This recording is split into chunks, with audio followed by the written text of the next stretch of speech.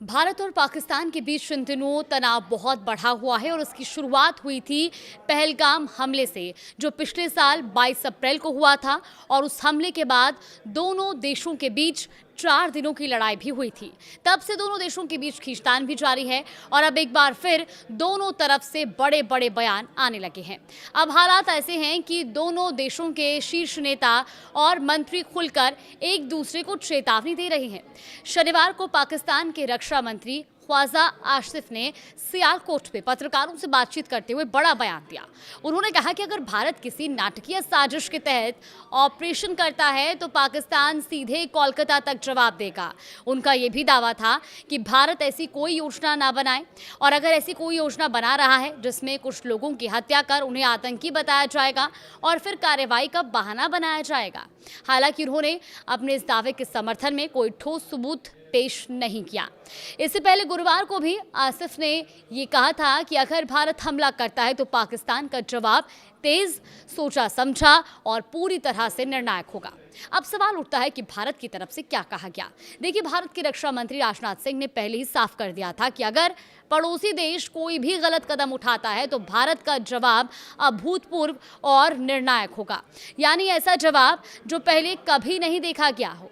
ख्वाजा आसिफ का हालिया बयान इसी प्रतिक्रिया के जवाब के तौर पर देखा जा रहा है। यानी साफ है कि दोनों तरफ से बयानबाजी लगातार तेज होती जा रही है।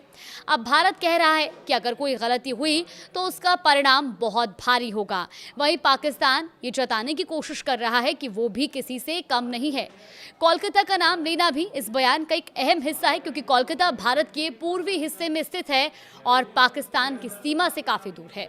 अब इस तरह का जिक्र करके पाकिस्तानी संदेश देना चाहता है कि उसकी पहुंच सिर्फ सीमा तक नहीं बल्कि वो भारत के अंदर तक कार्रवाई करने की क्षमता रखता है। हालांकि वास्तविकता में ये दावा कितना व्यवहारिक है, इस पर विशेषज्ञ भी सवाल उठा रहे हैं। अब बात करते हैं उस शब्द की जो इस पूरे विवाद के केंद्र में है, नाटकीय साजिश के तहत ऑपरेशन। जी हाँ, इसका मतलब होता है कि कोई देश खुद को ही कोई घटना अंजाम दे और उसके बाद उसका आरोप दूसरे देश पर लगा दे ताकि सैन्य कार्रवाई का बहाना तैयार किया जा सके।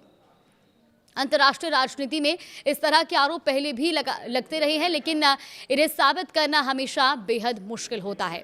अब इन सब के बीच एक और चिंता की बात यह भी है कि ये बयानबाजी ऐसे समय में हो रही है जब दुनिया के कई हिस्सों में पहले से ही तनाव बना हुआ है। पश्चिम एशिया से लेकर अन्य क्षेत्रों तक हालात अस्थिर हैं और ऐसे में दो परमाणु ताकत वाले देशों के बीच इस तरह की तीखी बहस वैश्विक चिंता को और बढ़ा देती है। यानी कि कुल मिलाकर हालात फिलहाल शब्दों की जंग तक सीमित नहीं है, लेकिन अगर ये बयानबाजी इसी तरह से जारी रही तो इसका असर क्षेत्रीय शांति और वैश्विक स्थिरता दोनों पर पड़ सकता है। ऐसे में पूरी दुनिया की नजर अब भारत और पाकिस्तान के अगले कदम पर टिकी हुई है।